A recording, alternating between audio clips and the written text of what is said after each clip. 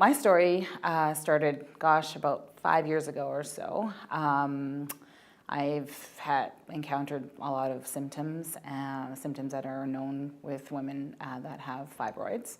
I went first to my GP to inform her about my situation, and I started with naproxen for anti-inflammatories before I was getting my period to be able to calm things down, and did that for a couple of years, but things just kept getting worse and worse, and the bleeding got worse, and the symptoms altogether got worse.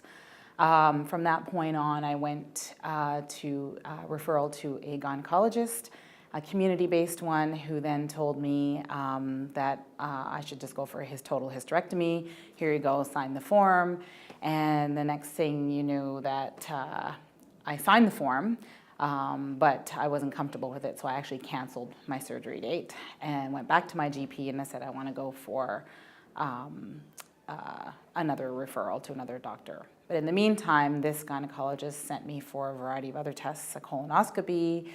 I went for a cystoscopy to a urologist.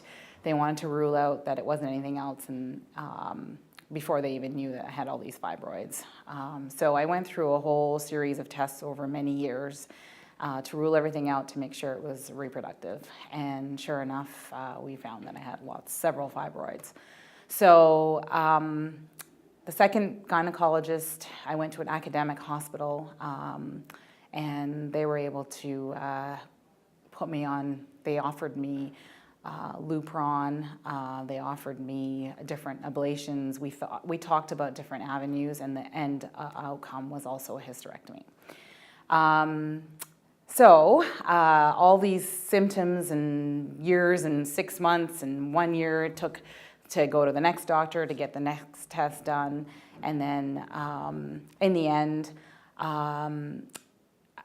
after many doctor's appointments, I ended up actually having a hysterectomy. But I was really strict on having it most minimally invasive. I also went to get a third opinion with Dr. Singh after meeting or talking to Holly, finding her online, doing lots of internet and research. Dr. Singh and my doctor, Dr. Motan in Alberta, discussed my case. And because of my medical condition and where the fibroids were situated, it was better for me to have minimal surgery.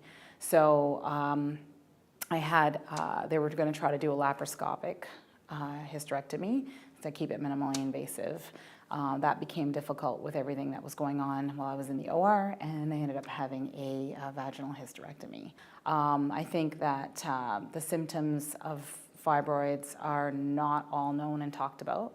I think the avenues are not clear. I kind of created my own flow chart and tried different options. I probably didn't mention yet that I also tried the Mirena. I chose not to try the Lupron because I didn't want to go through that, and I was done at the point. So when you're done, you know you're done, and you just need to move on. So I made that choice, and that pretty much concludes my quick story.